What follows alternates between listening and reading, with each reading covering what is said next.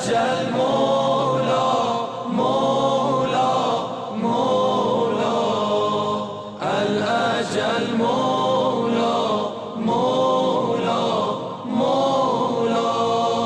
حضرات گرامی کا السلام علیکم ورحمۃ اللہ. آپ سبھی حضرات کی خدمت میں اس بابرکت اور مبارک شب یعنی شب عید زہرا سلام اللہ علیہا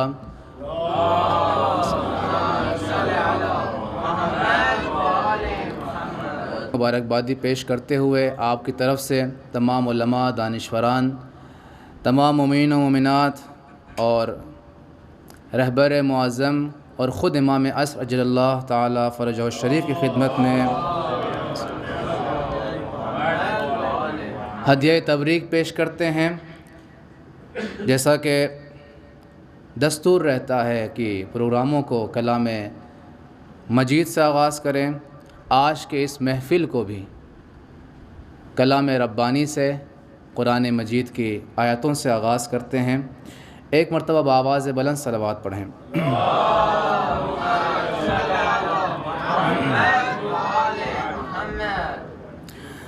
اللہم صل علی محمد وآل محمد. اعوذ باللہ من الشیطان الرجیم. بسم اللہ الرحمن الرحیم.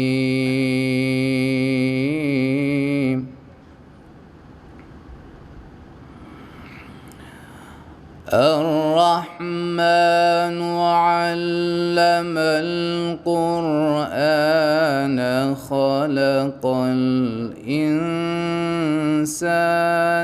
علمه البيان.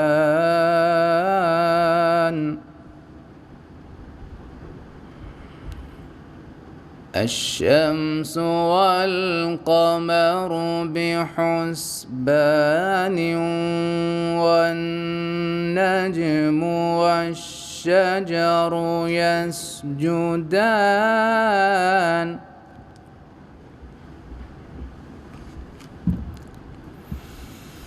والسماء رفعها ووضع الميزان.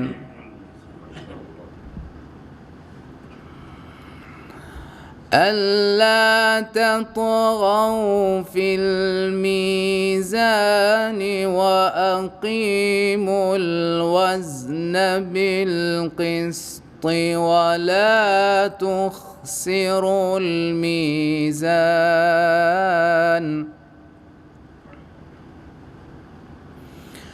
والأرض وضعها للأنام.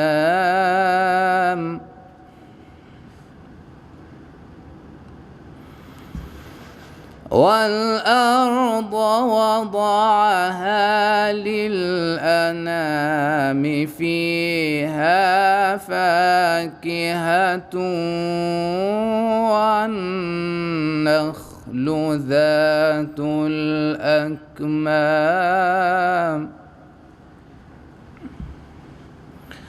والحب ذو العصف والريحان.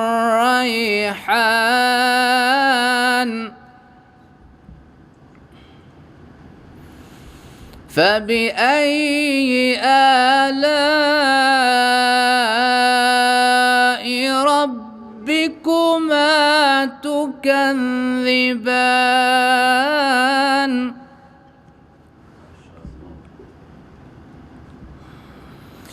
خلق الإنسان من صلصال كالفخار.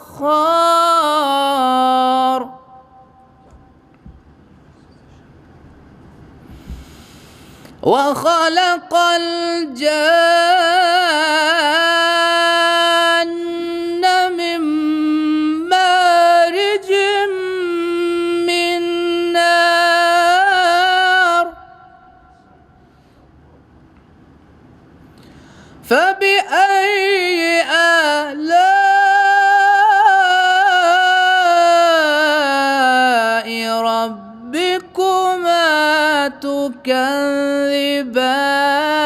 تكذبان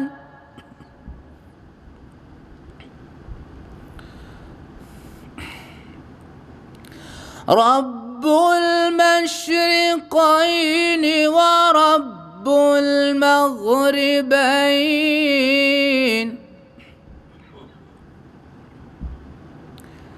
رب المشرقين ورب المغربين فبأي آلاء ربكما تكذبان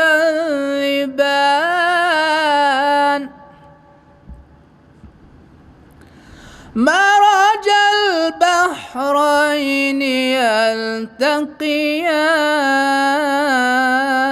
يلتقيان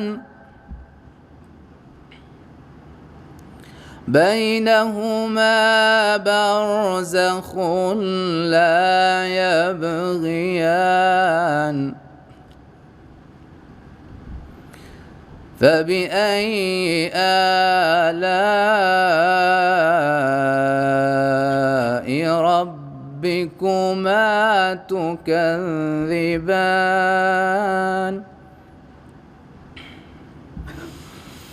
يخرج منهما اللؤلؤ والمرجان فبأي آلاء ربكما تكذبان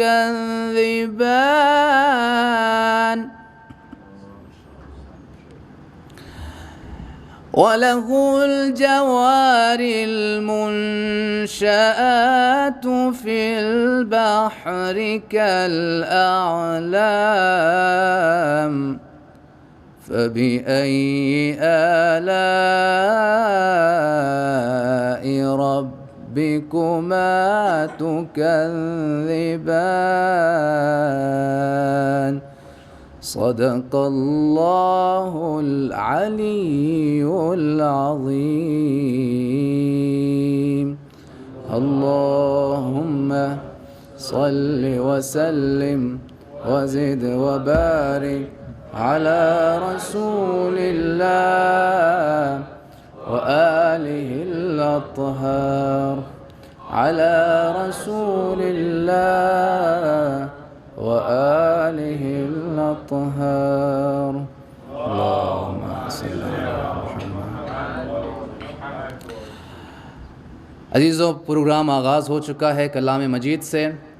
شب خوشی ہے، شب محفل ہے، عید کی شب ہے. آئیے سلسلے نظم کو آغاز کرتے ہیں. چند مصرے کہ گلشن زہرا خوشی سے آج تازہ ہو گیا، گلشن زہرا خوشی سے آج تازہ ہو گیا، ایک تبسم سے منور کل مدینہ ہو گیا. گلشن زہرا خوشی سے آج تازہ ہو گیا، ایک تبسم سے منور کل مدینہ ہو گیا. اور باغ جنت کی ہوائیں محفلوں میں آ گئیں، باغ جنت کی ہوائیں محفلوں میں آ گئیں. رتبے میں یہ فرش بھی عرش معلیٰ ہو گیا، رتبے میں یہ فرش بھی عرش معلیٰ ہو گیا. اور گھر سے جن کی آہ و ماتم کی صدائیں آتی تھیں، گھر سے جن کی آہ و ماتم کی صدائیں آتی تھیں، ان کے در پہ اب خوشی کا آنا جانا ہو گیا، ان کے در پہ اب خوشی کا آنا جانا ہو گیا. اور ہاں رخ عابد کے، ہاں رخ عابد کے ایک مسکان کی ہی نور سے، ہاں رخ عابد کے ایک مسکان کی ہی نور سے آج گھر میں سیدہ کے پھر اجالا ہو گیا، آج گھر میں سیدہ کے پھر اجالا ہو گیا. انہی اشعار کے ساتھ اب میں حمزہ خان صلی اللہ علیہ وسلم سے گزارش کرتا ہوں کہ آئیں اور بارگاہ مولا میں نذرانہ عقیدت پیش کریں. السلام علیکم. آپ سبھی کو عید زہرا بہت بہت مبارک ہو. بسم اللہ الرحمن الرحیم. انما یرید اللہ لیذھب عنکم الرجس اہل البیت ویطہرکم تطہیرا۔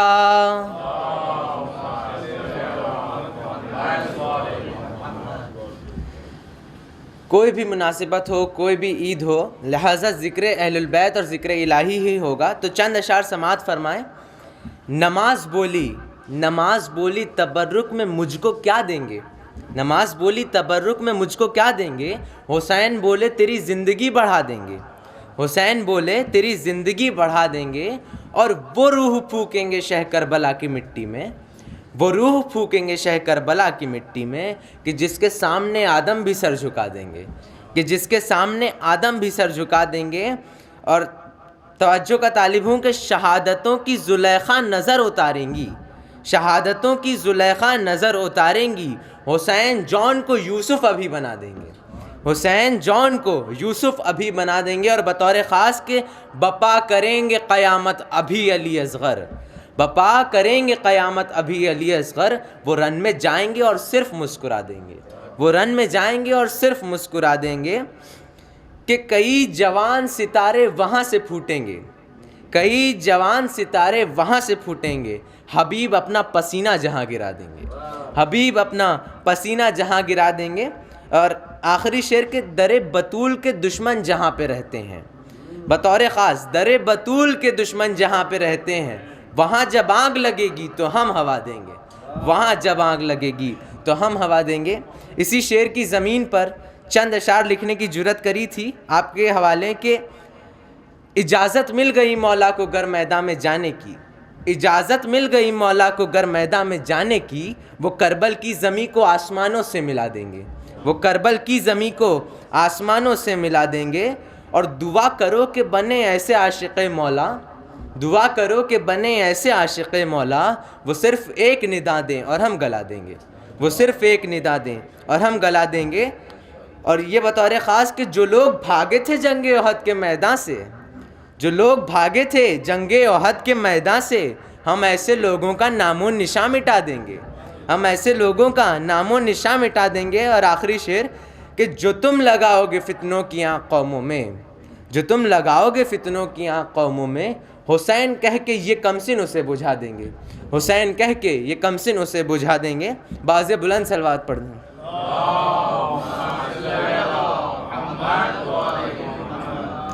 واقعاً یہ بات صحیح ہے، اور والد محترم نے بھی کہی تھی کہ قلم میں جو وزن ہوتا ہے وہ تبھی ہوتا ہے جب انسان کفر اور شرک کو سنبھالتے ہوئے شعر لکھے، لہٰذا قلم کا ذکر آ ہی گیا ہے تو ایک شعر ذہن میں آ رہا ہے کہ راستہ عشق و محبت کا سکھاتا ہے قلم، راستہ عشق و محبت کا سکھاتا ہے قلم، دل کے سوئے ہوئے جذبوں کو جگاتا ہے قلم، شمع تاریک فضاؤں میں جلاتا ہے قلم، نظم سے نثر کی تقدیر بناتا ہے قلم، جلوۂ آیۂ قرآن ہمیں دکھلاتا ہے، خود خدائے تو جہاں اس کی قسم کھاتا ہے، اور لوح محفوظ سے آتا تو خلا میں رہتا، کہیں رہتا تو دل شیر خدا میں رہتا، یہ نہ ہوتا تو یہ قرآن ہوا میں رہتا، نور کو حرف کا پابند کیا ہے اس نے، کلمہ حق کو قلم بند کیا ہے اس نے، ہے یہ قبضے میں تو پھر لال و گوہر کچھ بھی نہیں، ہے یہ قبضے میں تو پھر لال و گوہر کچھ بھی نہیں، مال و زر کچھ بھی نہیں، تیغ و تبر کچھ بھی نہیں، سامنے اس کے حکومت کا اثر کچھ بھی نہیں، اور محروم ہے اس سے تو بشر کچھ بھی نہیں، اور اپنی امت سے نہ دینار و درہم مانگا تھا، اپنی امت سے نہ دینار و درہم مانگا تھا، آخری بار پیغمبر نے قلم مانگا تھا، آخری بار پیغمبر نے قلم مانگا تھا۔ یہ تو ہو گئی جب قلم کسی صحیح ہاتھوں میں ہوتا ہے، لیکن جب قلم غلط ہاتھوں میں پڑ جاتا ہے تو یہ بھی دیکھنا ہوتا ہے کہ قلم کس ہاتھ میں ہے۔ جب قلم غلط ہاتھ میں چلا گیا تو شاعر کہتے ہیں کہ جب بڑھی شام کے دربار میں عظمت اس کی، جس کو دیکھو وہی کرتا تھا تجارت اس کی، شور تھا دیکھو وہ بکتا ہے مورخ کا قلم، مورخ کا قلم ہے کہ مفسر کا قلم، جن سے بازار بنا فاسق و فاجر کا قلم، کچھ گراں بکتا تھا انصار و مہاجر کا قلم، اور راوی کہتا تھا روایت کا بھرم بیچیں گے، کل صنم بیچا تھا اور آج قلم بیچیں گے، کل صنم بیچا تھا اور آج قلم بیچیں گے۔ لیکن جب قلم زیادہ ہی گرنے لگتا ہے، زیادہ ہی بکنے لگتا ہے تو خداوند عالم اپنے بندوں کے ذریعے سے سنبھالتا ہے، بعد میں کر گیا درد و جفا کو تہو بالا یہ قلم، تیغ کی طرح فرزدق نے نکالا یہ قلم، اور کفن باندھ کے دیبل نے سنبھالا یہ قلم۔ نشہ بیعت فاسق کا اتارا اس نے، نشہ بیعت فاسق کا اتارا اس نے، ایک حملے میں کئی نسل کو مارا اس نے، ایک حملے میں کئی نسل کو مارا اس نے۔ باز بلند سلوات۔ سبحان اللہ، ماشاءاللہ، آپ کے سامنے بہترین اشعار جو ہے اور بہترین میسج جو ہے قلم کے ذریعے سے دے رہے تھے۔ چونکہ مناسبت جو ہے امام زمانہ کی تاجپوشی کی بھی ہے، تو اس حوالے سے کہ مٹ گئے آل کی عظمت کے مٹانے والے، مٹ گئے آل کی عظمت کے مٹانے والے، جل گئے خیمے عصمت کے جلانے والے، مٹ گئے آل کی عظمت کے مٹانے والے، جل گئے خیمے عصمت کے جلانے والے۔ تم نے قرآن تو سینے سے لگا رکھا ہے، تم نے قرآن تو سینے سے لگا رکھا ہے، لا قرآن کے مفہوم بتانے والے، لاؤ قرآن کے مفہوم بتانے والے، اور کہہ دو ارباب ستم سے کہ رہیں اب ہوشیار، کہہ دو ارباب ستم سے کہ رہیں اب ہوشیار، آ رہے ہیں وہ قیامت کے اٹھانے والے، آ رہے ہیں وہ قیامت کے اٹھانے والے، اور چل نہیں سکتے ہیں، چل نہیں سکتے ہیں کاغذ کے سفینے یارو، چل نہیں سکتے ہیں کاغذ کے سفینے یارو، لے کے ڈوبیں گے تمہیں پار لگانے والے، چل نہیں سکتے ہیں کاغذ کے سفینے یارو، لے کے ڈوبیں گے تمہیں پار لگانے والے۔ اور انقلابات زمانے سے یہ ملتا ہے سراغ، انقلابات زمانہ سے یہ ملتا ہے سراغ، اب وہ ہیں پردہ غیبت کے اٹھانے والے، اب وہ ہیں پردہ غیبت کو اٹھانے والے۔ ایک صلوات پڑھے باواز بلند بر محمد و آل محمد۔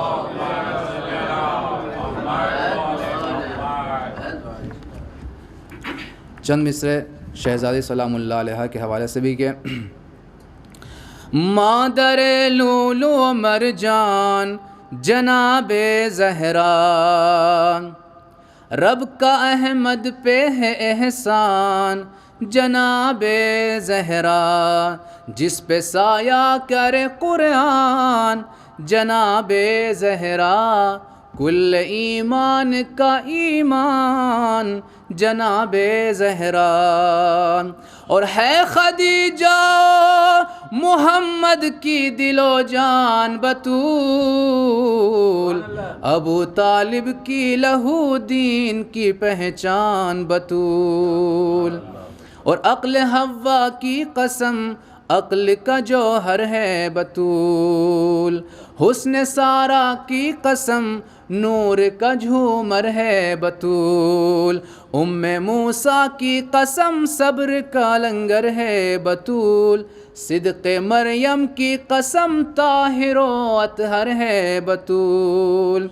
انہی اوصاف حمیدہ کا نتیجہ ہے یہی، اور آخر میں جو دیکھو تو خدیجہ ہے یہی۔ پر محمد و آل محمد بآواز بلند صلوات۔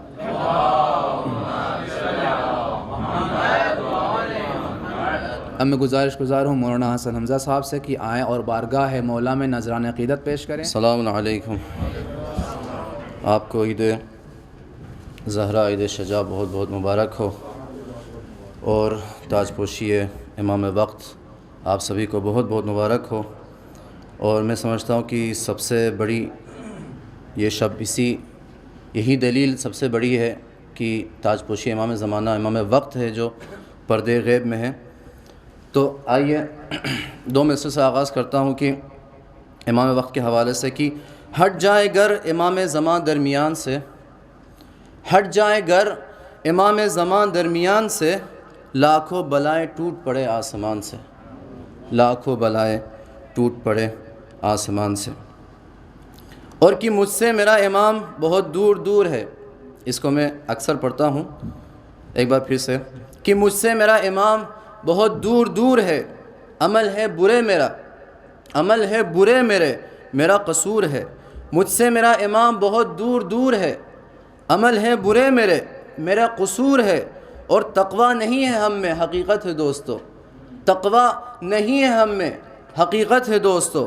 کیسے ملے وہ ہم سے؟ وہ اللہ کا نور ہے۔ کیسے ملے وہ ہم سے؟ وہ اللہ کا نور ہے۔ باواز بلند نعرہ صلوات بھیجیے۔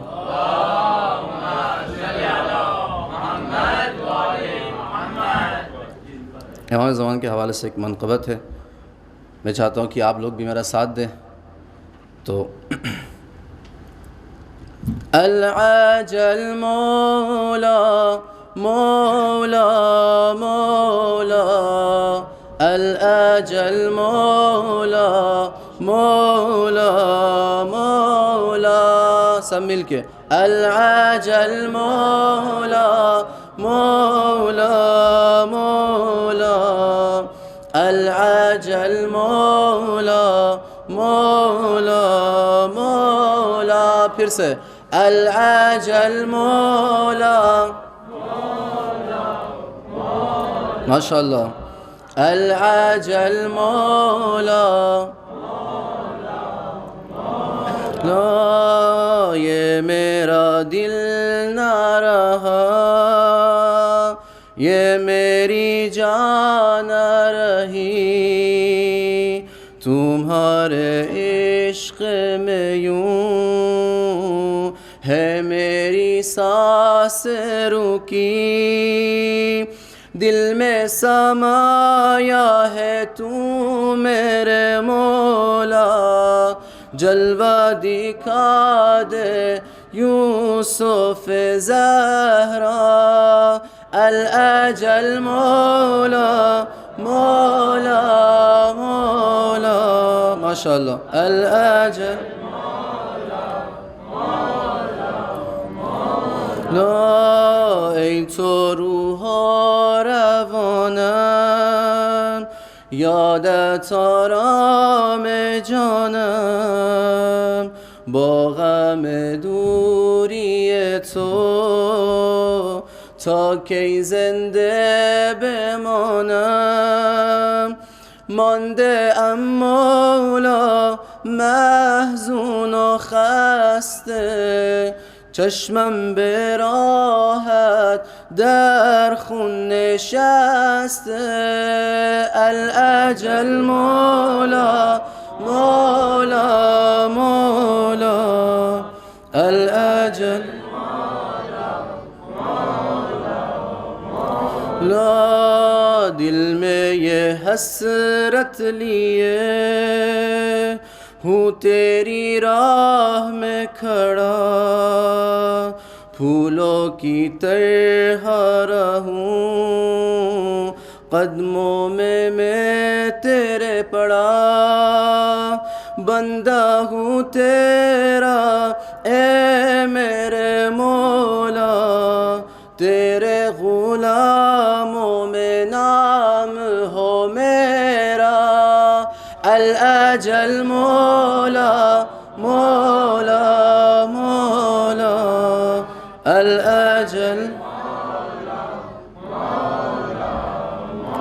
لا، کنج این غربت غم، گریم بر حال زارم، تشنه ام بر نگاهت،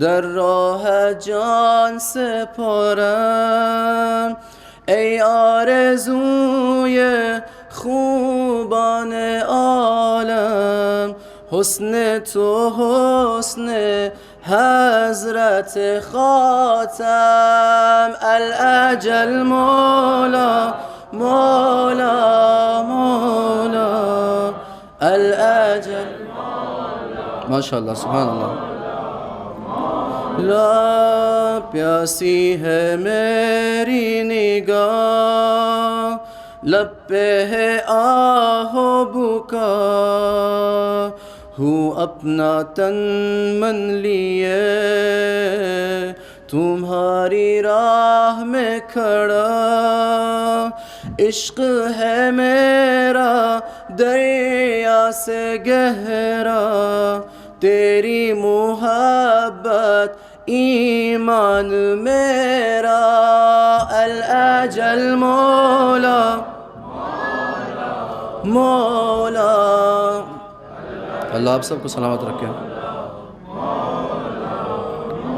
لا، اشکم روی دو دیده ای آخرین سپیده، یا سے خوشبوی نرگس وقت دعا رسیده دیده به راهم ای گل طاها چشم انتظارم یوسف زهرا الاجل مولا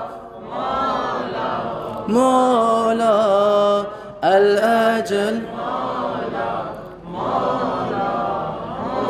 لا ہے میرے خون کی صدا اشکوں میں ہے جو بہا دفاع دی کے لیے کربلا میں ہوں کھڑا جو خامنائی نائب ہے تیرا وہ حق کا پے کر رہبر ہے میرا الاجل مولا مولا مولا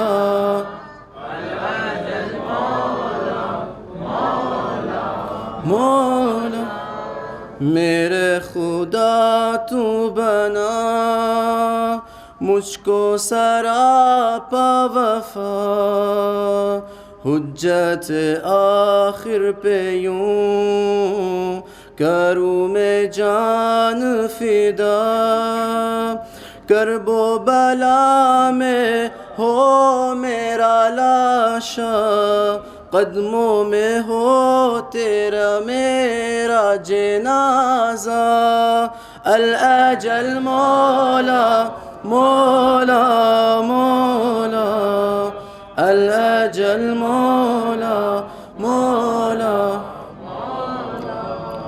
الاجل مولا مولا مولا الاجل مولا مولا مولا یقیناً انتظار، امام کا انتظار کرنا، امام کے لیے دعا کرنا روایتوں میں بہت زیادہ فضیلت اس کے لیے بیان کی گئی ہے۔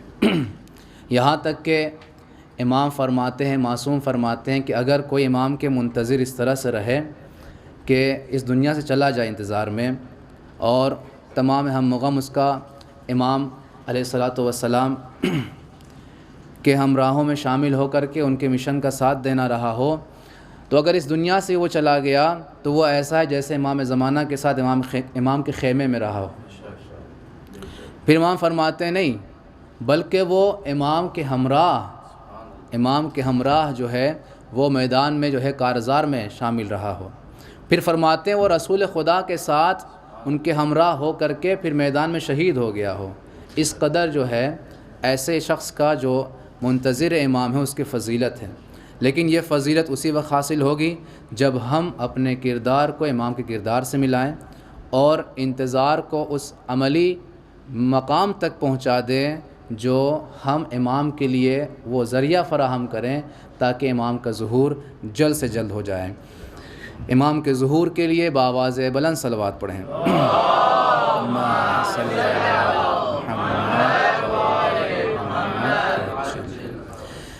یہ علی و فاطمہ کے مومنوں کی عید ہے، یہ علی و فاطمہ کے مومنوں کی عید ہے، کربلا سے لٹ کے آئے قیدیوں کی عید ہے۔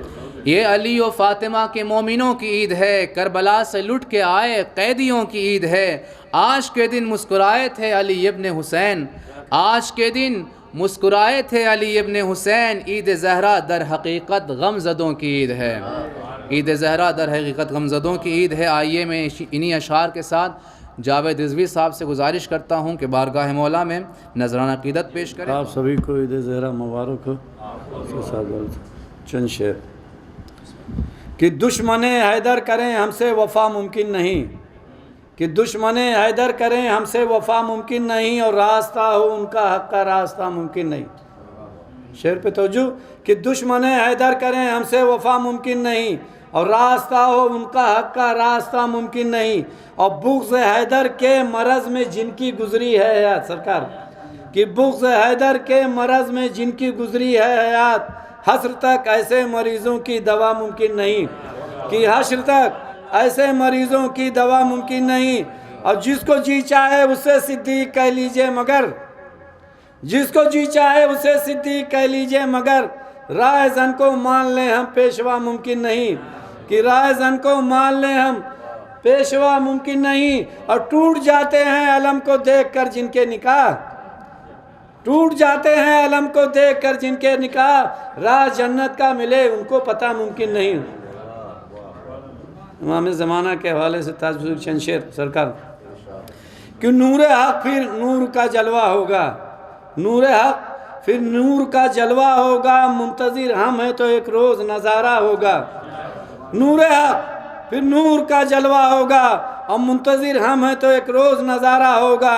اور ان نظاروں میں عجب طرح کی گلکاری ہے ہو کے خوش رنگ مصور نے بکھیرا ہوگا. اور صلوات کا سہارا دیں.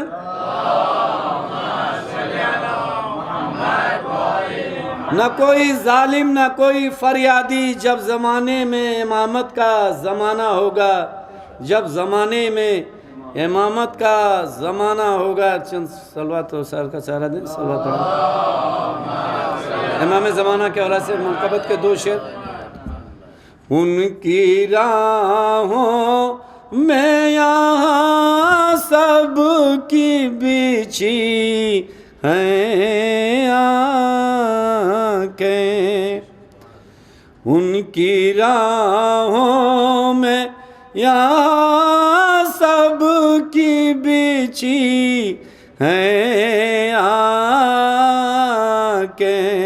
اور جن کے صدقے میں زمانے کو ملی ہیں آنکھیں. جن کے صدقے میں زمانے کو ملی ہیں آنکھیں. بتلاؤ کہ مولا کو کہاں دیکھا ہے اور سب کی آنکھوں سے یہی پوچھ رہی ہیں آنکھیں. سب کی آنکھوں سے یہی پوچھ رہی ہیں آنکھیں. اور گھر کے دروازے پہ برسوں سے لگی ہیں آنکھیں. اب تو آ جاؤ کہ دم توڑ رہی ہیں آنکھیں. نا صلوات کا سہارا دیں. آپ لوگ خاموشی بہتر نہیں ہے. گھر کے دروازے پہ برسوں سے لگی ہیں آنکھیں. اب تو آ جاؤ کہ دم توڑ رہی ہیں آنکھیں. اور جن کو ہے در کے فضائل نہیں آتے ہیں نظر. جن کو ہے در کے فضائل نہیں آتے ہیں نظر. مسلمانوں کی کیا پھوٹ گئی ہیں آنکھیں. ان مسلمانوں کی کیا پھوٹ گئی ہیں آنکھیں. اور بستر نرم پہ رنگین سلا کر مجھ کو چومنے روضہ شبیر گئی ہیں آنکھیں. چومنے روضہ شبیر گئی ہیں آنکھیں. کہ روح بطول اور دل عرفاں حسین ہے. جس پر نبی کو ناز وہ انسان حسین ہے. اور جھکتی ہے جس کی سمت جبی کائنات کی. حق کی قسم کعبہ وہ امام حسین ہے. حق کی قسم کعبہ وہ امام حسین ہے اور تاریکیوں میں دفن ہے شاہی یزید کی. دونوں جہاں کا آج بھی سلطان حسین ہے.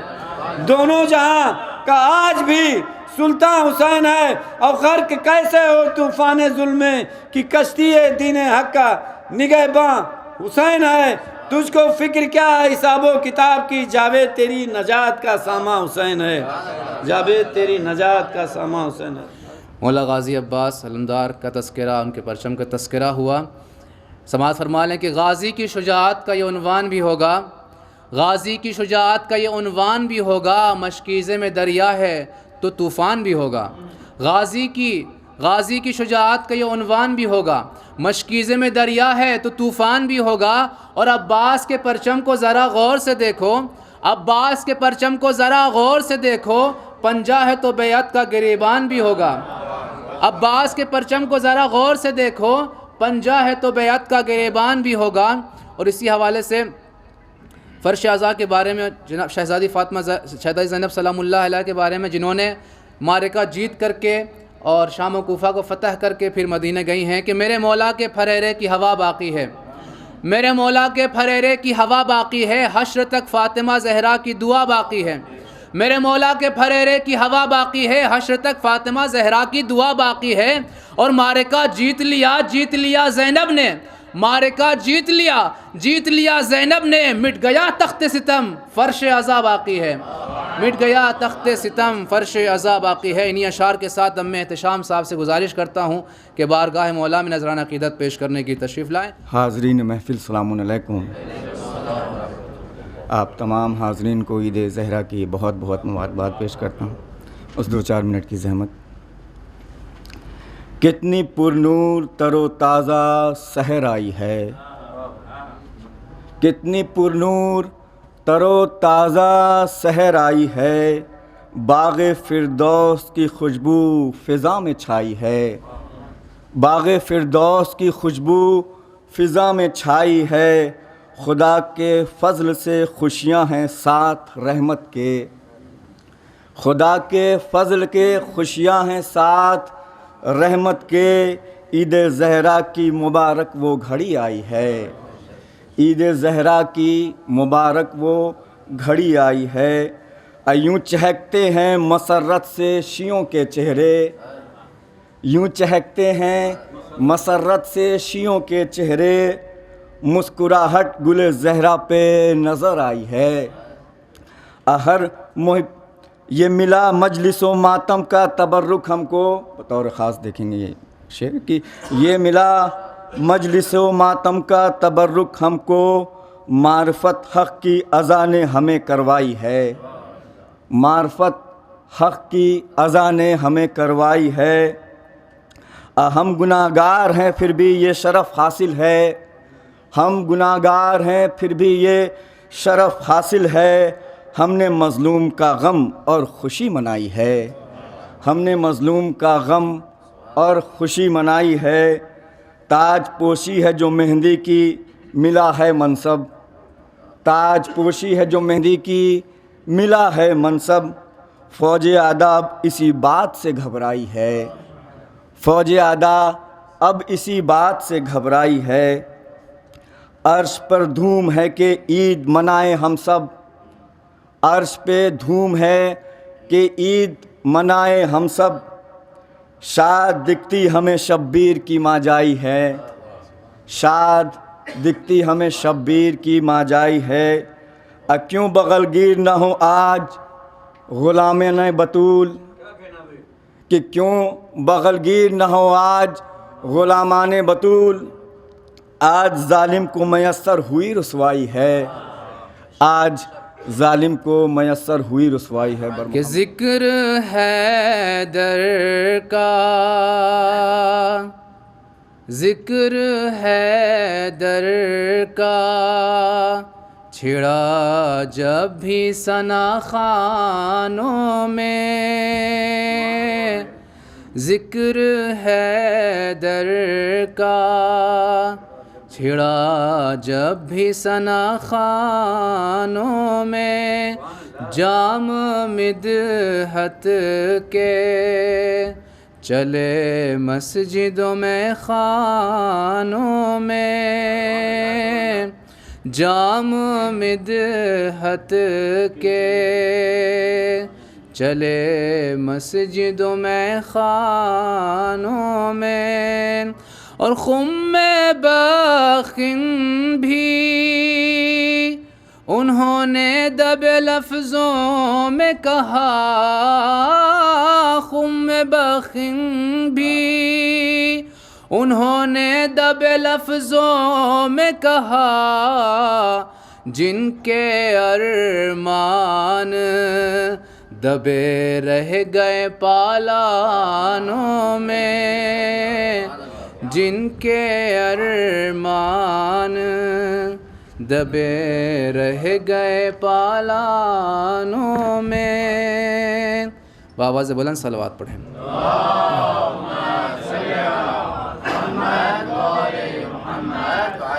امام زمانہ علیہ الصلوۃ والسلام کے حوالے سے استغاثہ کہہ سکتے ہیں اس کو۔ مظلوموں کے لب پہ دعا ہے، مظلوموں کے لب پہ دعا ہے، صاحب دوراں آ جاؤ، حق والوں پر ظلم و جفا ہے، حق والوں پر ظلم و جفا ہے، صاحب دوراں آ جاؤ، منہ کھولے ہر سمت قضا ہے، صاحب دوراں آ جاؤ، یا مہدی ادرکنا، یا مہدی ادرکنا، یا مہدی ادرکنا، یا مہدی ادرکنا، ساری دنیا نوح کنا ہے آپ کی غیبت میں مولا، قاتل کو قاتل کی اما ہے آپ کی غیبت میں مولا، محروموں پر وقت کڑا ہے، صاحب دوراں آ جاؤ، مظلوموں کے لب پہ دعا ہے، صاحب دوراں آ جاؤ، یا مہدی ادرکنا، یا مہدی ادرکنا، یا مہدی ادرکنا، یا مہدی ادرکنا، ہر جا جنگجو ہر سو فاتح، جنگ و جدل کا ساماں ہے، شعلہ فشاں بندوقیں ہیں اور ان کی زد پر انسان ہے، مومن کا مشکل جینا ہے، صاحب دوراں آ جاؤ، مظلوموں کے لب پہ دعا ہے، مظلوموں کے لب پہ دعا ہے، صاحب دوراں آ جاؤ، ذاکر اور منبر بکتا ہے، بکتی ہے دستار و عبا، باطل زرداروں کے آگے جھکتی ہے دستار و عبا، دل ہر مومن کا دکھتا ہے صاحب دوراں آ جاؤ، یا مہدی ادرکنا، یا مہدی ادرکنا، یا مہدی ادرکنا، یا مہدی ادرکنا۔ جعفر حیراں خود ہی بشر ہے دنیا کی بے چینی پر، ہر سو ہے مغموم فضائیں انسان کی بے رحمی پر، ہر جا غم کا باب نیا ہے صاحب دوراں آ جاؤ، مظلوموں کے لب پہ دعا ہے، مظلوموں کے لب پہ دعا ہے، صاحب دوراں آ جاؤ، یا مہدی ادرکنا، یا مہدی ادرکنا، یا مہدی ادرکنا، یا مہدی ادرکنا۔ پر محمد و آل محمد صلوات پڑھیں۔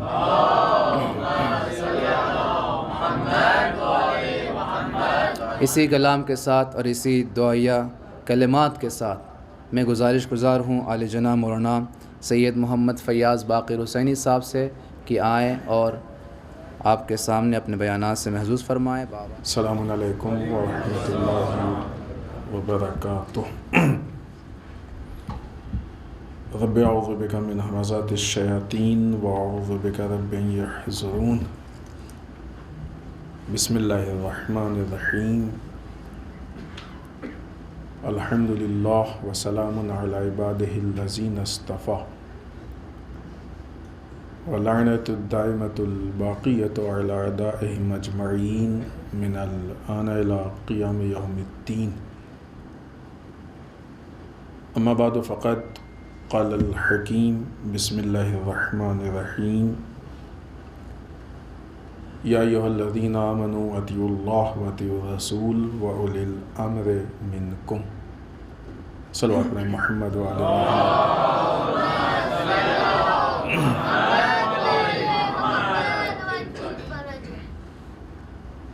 آج کی یہ شب عظیم شب ہے اور دو مناسبتیں۔ پہلی مناسبت،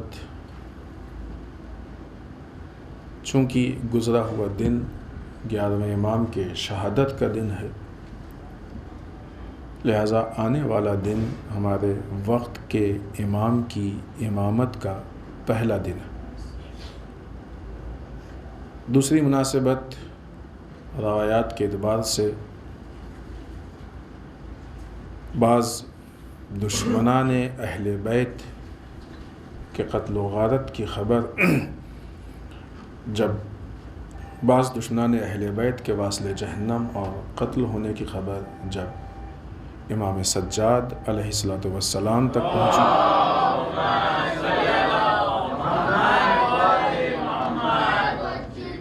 تو آپ نے سجدہ شکر ادا کیا اور خوشی کا اظہار کیا۔ ان دونوں مناسبتوں کی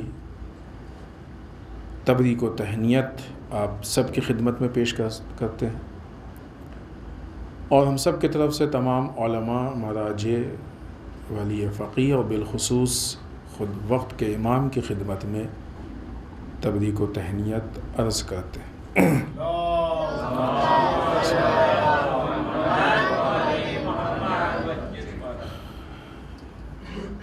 مجموعی اعتبار سے دیکھا جائے تو یہ وہ شب ہے کہ جس میں ہم، چونکہ ہمارے وقت کے امام کی امامت کے پہلے دن کی شب ہے، لہٰذا ہم اپنے امام سے تجدید بیعت یا تجدید عہد کریں کہ مولا ہم آپ کی اطاعت کریں گے، آپ کی ہی اطاعت کریں گے، اور آپ کے علاوہ کسی اور کی اطاعت نہیں کریں گے۔ امام اور ماموم، امام وہ کہ جو آگے چلے، لیڈر، ماموم وہ کہ جو پیچھے چلے۔ امام اور ماموم کے بیچ کا رشتہ فعل کا اور عمل کا رشتہ ہوتا ہے۔ عمل ثابت کرتا ہے کہ ہمارا امام کون ہے۔ اپنے عمل میں ہم جس کو فالو کریں گے وہی ہمارا امام ہے، اور اس کے لیے کسی دعوے کی کوئی ضرورت نہیں۔ جب ہم عمل کریں گے تو دیکھنے والے خود دیکھ کے پہچان جائیں گے کہ یہ چونکہ فلاں کو فالو کر رہا ہے لہٰذا اس کا امام وہ ہے۔ اس میں کچھ کہنے کی ضرورت نہیں ہے کہ ہمارا امام کون ہے۔ لیکن دوسری طرف سے جو دوسری مناسبت ہے، اس کو دشمنوں کے اوپر غلبہ، دشمنوں کی نابودی، دشمنوں کا انجام، اس اعتبار سے دشمن شناسی، دشمن کو پہچاننا، بیزاری، براءت کی عید ہے۔ لفظ تبرہ جو استعمال ہوتا ہے وہ براءت سے، براءت یعنی دوری۔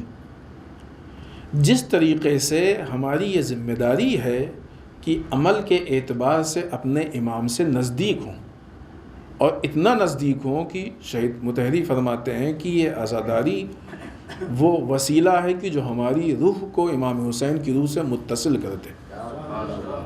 یہ تولا ہے، اس کا نام تولا ہے۔ اس کے مقابلے میں جو بیزاری ہے، اس کے برعکس، اس کے ایک دم الٹا، جسٹ اپوزٹ، آپ اپنی روح کو دشمنان اسلام یا دشمنان انسانیت کی روح سے اتنی دور کر دیں کہ کہیں سے بھی کوئی رابطہ نہ پایا جائے۔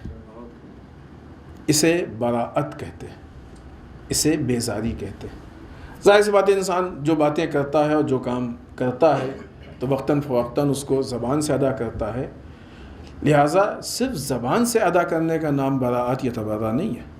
اصل تبرے کا مقام انسان کا عمل، اور یہی وجہ ہے کہ آپ دیکھیں تبرے کو فروع دین میں گنایا گیا جہاں پہ عمل کی فہرست ہے کہ نہیں؟ فروع دین تو ہمارے بچوں کو تو یاد ہے، ہم بڑوں سے تو نہیں کہیں گے، یقیناً بڑوں کو۔ اصول دین وہ کہ جو دین کی جڑیں ہیں، جو ہمارا عقیدہ ہے، ایمان ہے۔ فروع دین وہ کہ جس پہ ہم عمل کرتے ہیں۔ تبرہ، براءت، یہ فروع دین کے اجزاء میں سے ہے، یعنی یہ ہم کو عمل سے کر کے دکھانا ہے۔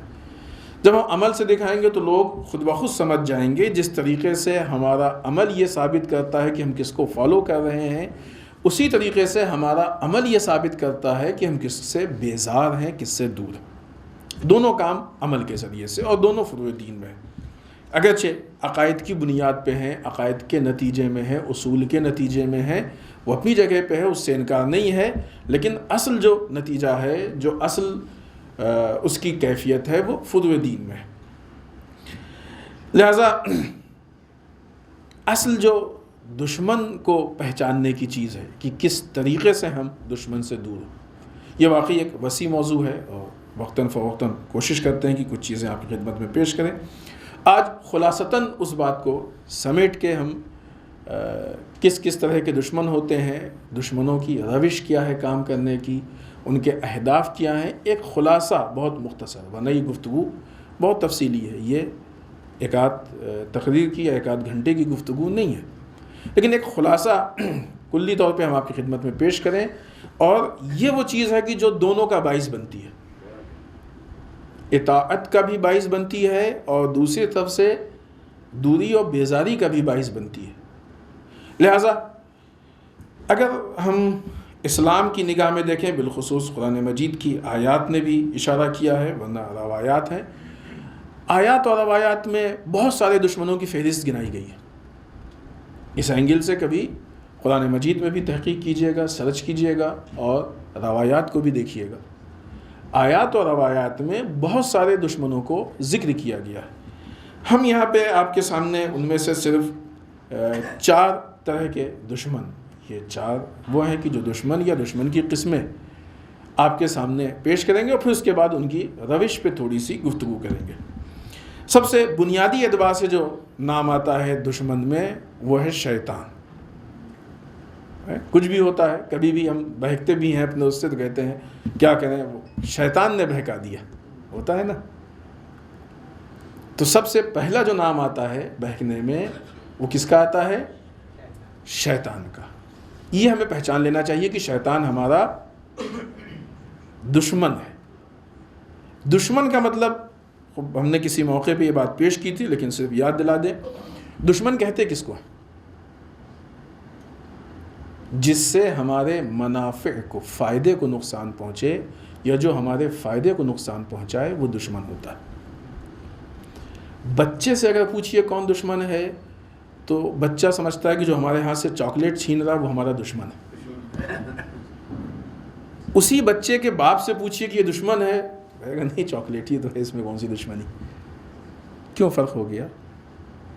علم کا، نگاہ کی وسعتوں کا فرق ہو گیا. انسان کی نگاہیں جتنی محدود ہوتی ہیں وہ اتنے ہی چھوٹی چھوٹی چیزوں پہ دشمن بناتا ہے. نگاہیں جتنی وسیع ہوتی جاتی ہیں اتنے ہی دشمنی کا معیار بڑا اور وسیع ہوتا جاتا ہے. اور نگاہوں کی بنیاد پہ طے ہوتا ہے کہ کون دشمن ہے، کسے دشمن کہا جاتا ہے. لہٰذا یہی وجہ ہے کہ بہت سارے لوگ اصل جو دشمنی سمجھتے ہیں وہ اس کی سمجھتے ہیں کہ فلاں سے جھگڑا ہو گیا، فلاں سے 4 باتیں ہو گئیں، فلاں کا پیسہ لے لیا، مار دیا، فلاں کی زمین مار دی، فلاں کا یہ اسی بیس پہ اس کے آگے دشمنی نکل ہی نہیں پاتی ہے. اسلام نے جس دشمنی کو پہچانوایا ہے وہ دشمنی اس سے آگے کی ہے. کیونکہ یہ جتنی چیزیں ہیں اگر ہم دشمن سے بچا بھی لیں گے تب بھی فنا ہونے والی. فنا ہونے والی کی چیز کی بنیاد پہ انسان دشمنی قائم کرے تو اسے دشمنی نہیں کہتے. دشمنی اصل اس بنیاد پہ ہوتی ہے کہ جس کا تعلق انسان کی اس زندگی سے ہے کہ جہاں پہ اصل منافع ہیں، اصل فائدے ہیں. اسی لیے ہو سکتا ہے کہ کسی نے زمین، مال و دولت چھین لی ہو، وہ واقعی دشمن نہ ہو بالفرض، ایسا حالانکہ ہوتا نہیں ہے، لیکن ممکن ہے کہ کوئی ہمارے ساتھ چل رہا ہو وہ دشمن ہو. خب یہ تفصیل ہے، ابھی اس میں نہیں جائیں گے ورنہ پھر بات آگے یعنی وقت نہیں رہے گا آگے کی بات کو پیش کرنے کے لیے. سب سے بنیادی دشمن جس پہ نام آتا ہے وہ ہے شیطان، وہ ہے دشمن. قرآن مجید نے بھی بہت واضح سورہ یاسین میں ہے یہ آیت شریفہ، بسم اللہ الرحمن الرحیم، الم اعہد الیکم یا بنی آدم اللہ تعبدوا الشیطان انہ لکم عدو مبین. بہت مشہور آیت ہے، آپ میں سے بہت سے لوگوں کو یاد بھی ہوگی. اے اولاد آدم، کیا تم سے اس بات کا عہد نہیں لیا گیا ہے کہ تم شیطان کی پرستش نہیں کرو گے؟ انہ لکم عدو مبین، وہ تمہارا کھلا ہوا دشمن ہے.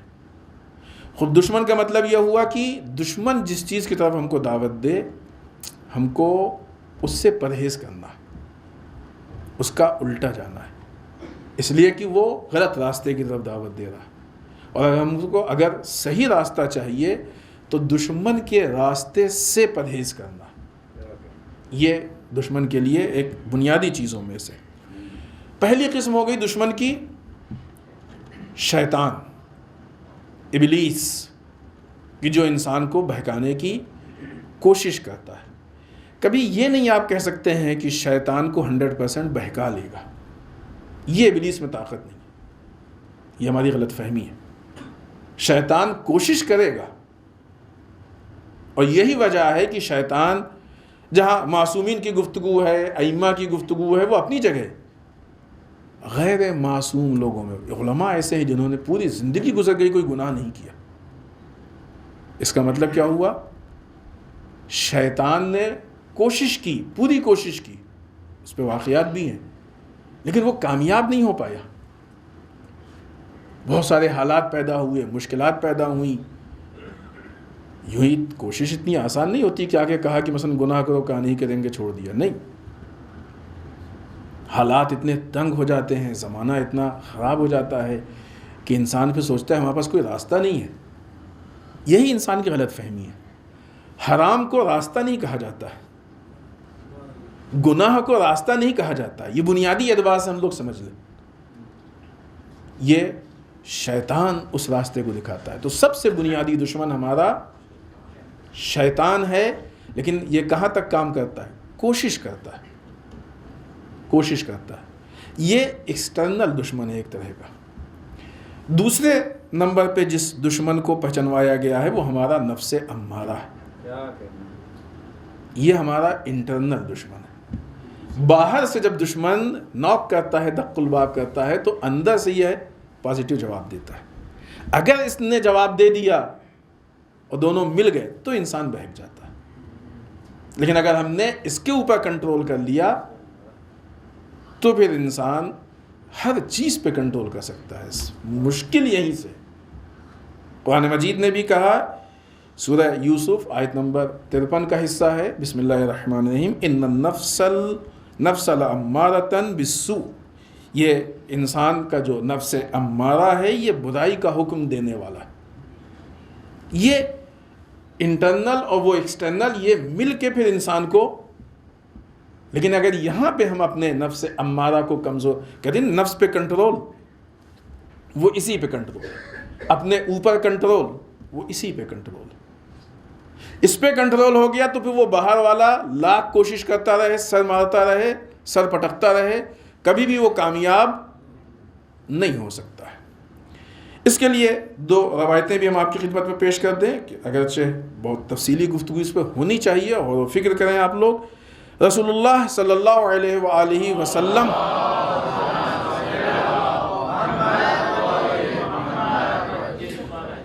فرماتے ہیں کہ سب سے زیادہ انسان سے دشمنی رکھنے والا جو اس کا دشمن ہے وہ انسان کا نفس ہے جو خود اس کے اندر ہے. سب سے بڑا دشمن انسان کا جس کو انسان اپنے اندر لے کے چل رہا ہے, انسان کا نفس. باہر کے دشمن اتنے بڑے دشمن نہیں ہے جتنا بڑا دشمن انسان کا اپنا نفس ہے. اس کے بعض مصداق ہے نہیں جس پہ یہ صادق آتا ہے, روایات میں ہے کہ وہ کس شکل میں ہے, کیسے ہے. بعض 1-2 کی طرف ہم اشارہ کرتے ہیں. ایک روایت کے ذریعے سے, یہ امام علی بن ابی طالب علیہ الصلوۃ والسلام کی روایت ہے.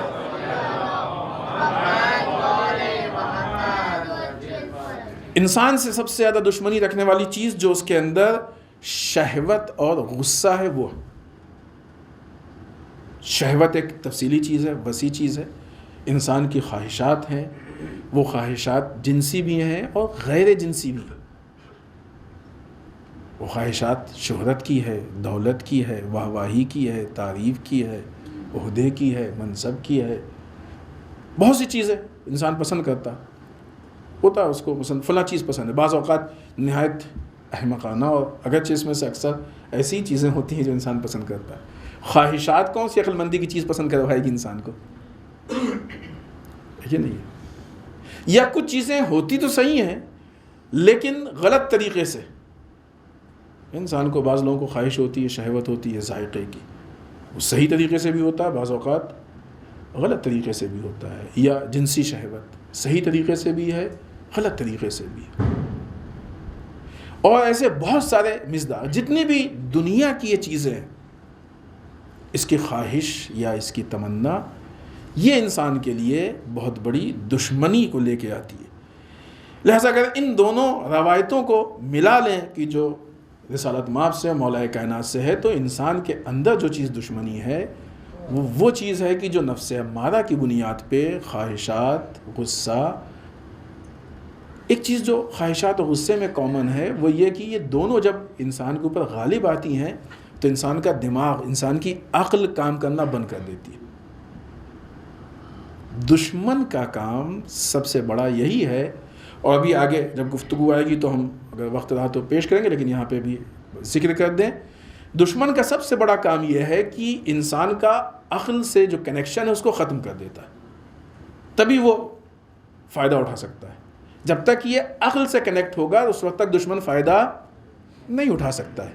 یہی وجہ ہے کہ جو ہمارے قومی دشمن ہیں جب وہ قوموں کو گمراہ کرنا چاہتے ہیں تو سب سے پہلے علماء سے ڈسکنیکٹ کرتے ہیں، کیونکہ قومی اعتبار سے جو عقل کا کام کرتے ہیں وہ علماء کرتے ہیں.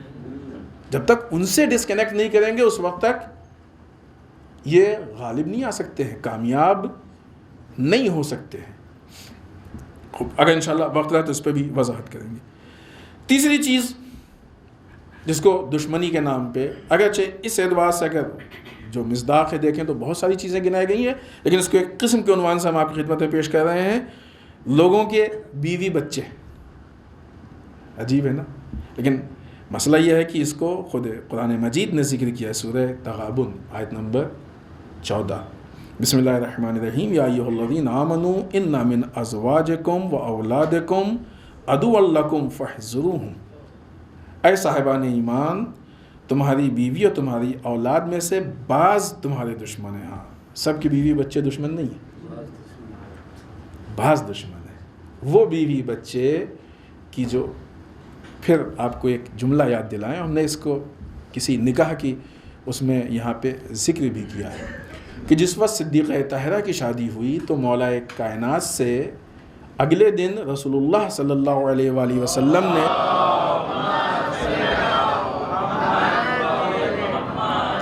سوال کیا کہ یا علی، آپ نے میری بیٹی کو کیسا پایا؟ مولا نے جواب دیا، اطاعت پروردگار میں بہترین معین و مددگار پایا. اگر بیوی بچے ایسے ہیں تو وہ بہترین دوست ہیں، لیکن اگر بیوی بچے کسی کو حرام کی طرف ترغیب دلائیں، گناہوں کی طرف ترغیب دلائیں، اور اس کا الٹا بھی ہے.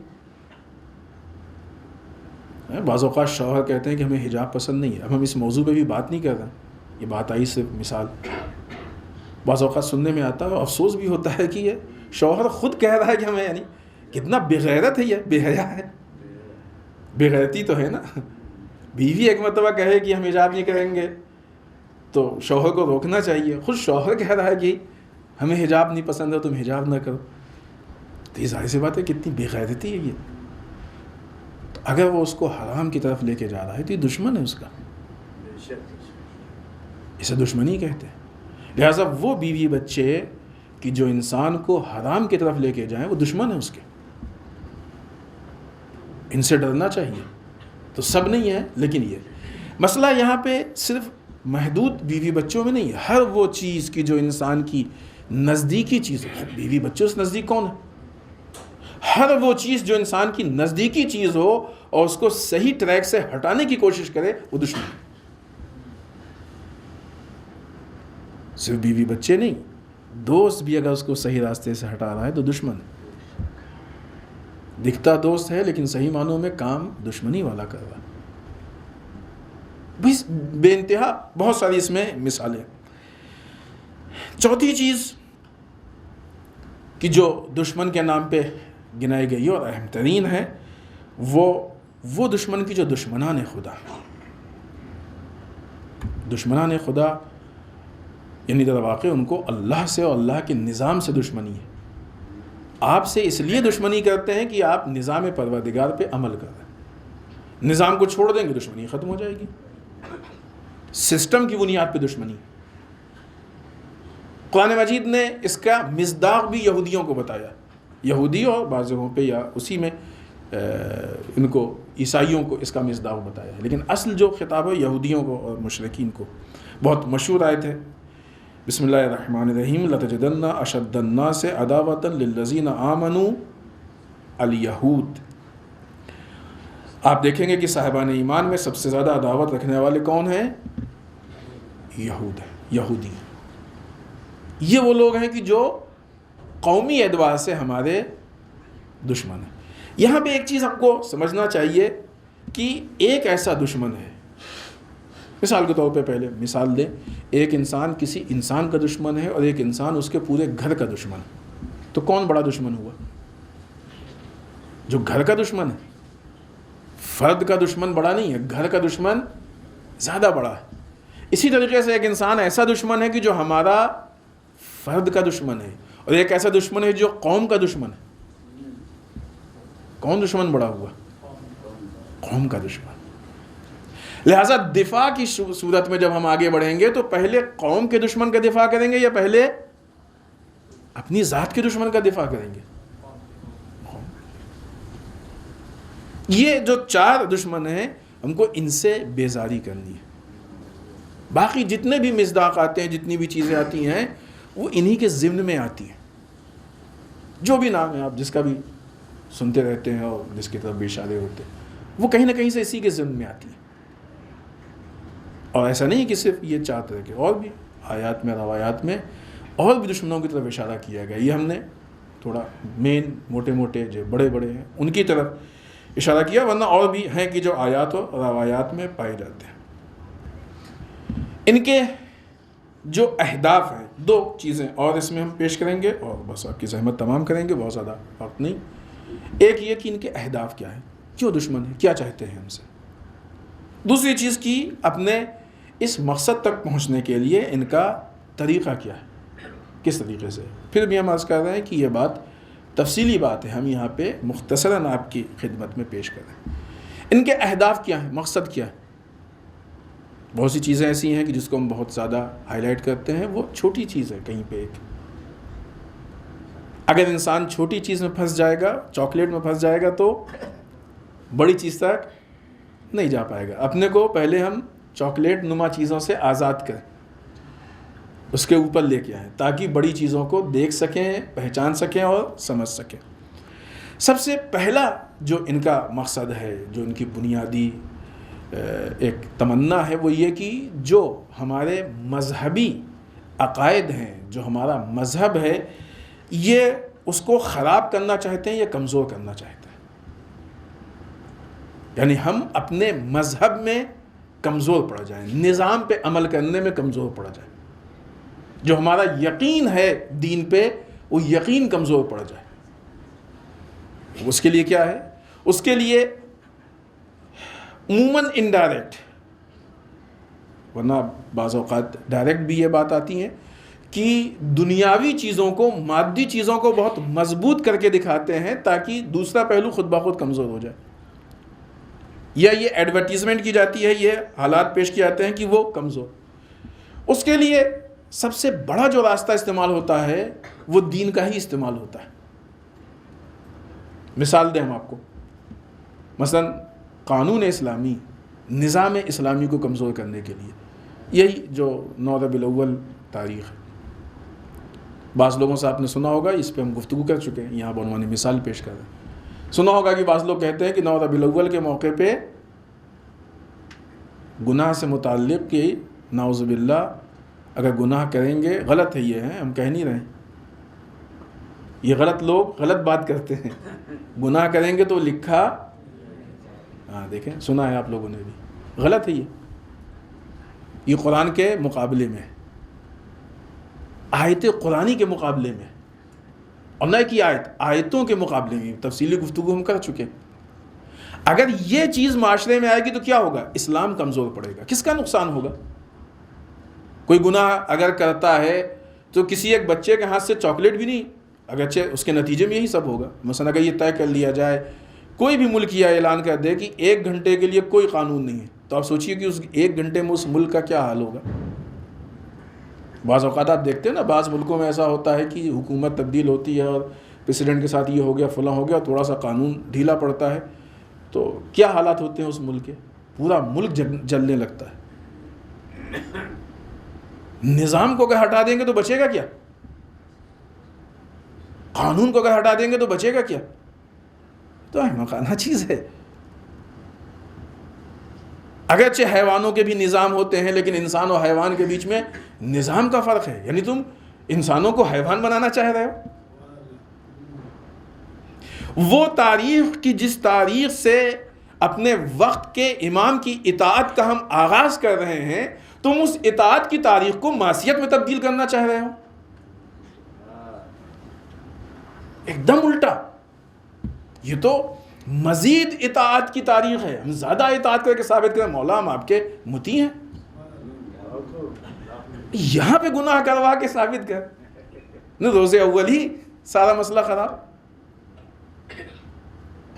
کتنی احمقانہ چیز ہے. جس روایت کا ریفرنس دیتے ہیں. روایت سے بھی چیز اتنا کلیئر نہیں ہے, اور روایت پہ بھی بہت ساری گفتگو ہے, لیکن ظاہر سی بات یہ چیزیں لوگ سن لیتے ہیں اور سنی سنائی بیان کرتے ہیں علمی اعتبار سے. ہمیں نہیں لگتا کہ تحقیق کی ہوگی, ورنہ تحقیق کرتے تو شاید یقیناً, بلکہ شاید کہ یقیناً یہ باتیں نہ کہتے. اس سے کیا ہوتا ہے؟ نظام کمزور پڑتا ہے, قانون کمزور پڑتا ہے. یا مثلاً بعض لوگ یہ کہتے ہیں کہ فلاں دشمنوں کو, فلاں قسم کے افراد کو, دشمنان اہل بیت کو, ان کو گالی دے سکتے ہیں. مثلا اسلام گالی دینے کو کبھی بھی الاؤ نہیں کرتا ہے, کوئی بھی ہو, کیسا بھی. بدترین چیز ہے اسلام کی نگاہ میں کسی کو گالی دینا,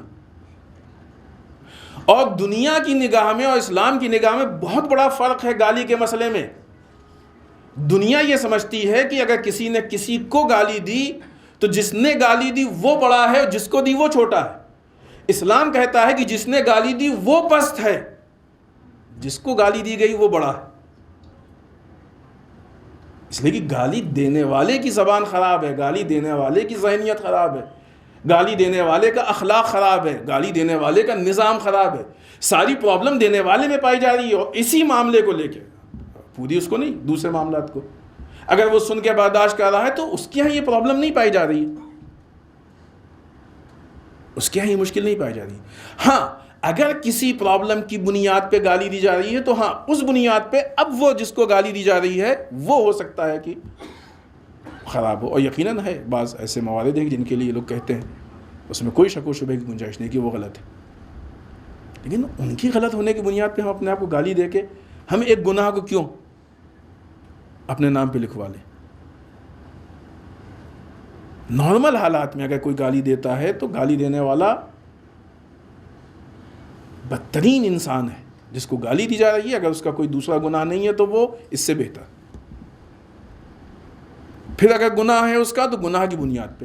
لہذا دشمنان اہل بیت کی بات ہے, دشمنان اہل بیت یقیناً بدترین لوگ ہیں کائنات کے, منفور ترین کی جن سے نفرت کی جائے, مستحق ہیں لعنت کے, مستحق ہیں ان ساری چیزوں کے. لیکن ہماری شایان شان نہیں کہ ہم گالی دیں, گالی کے معیار سے ہٹ کے.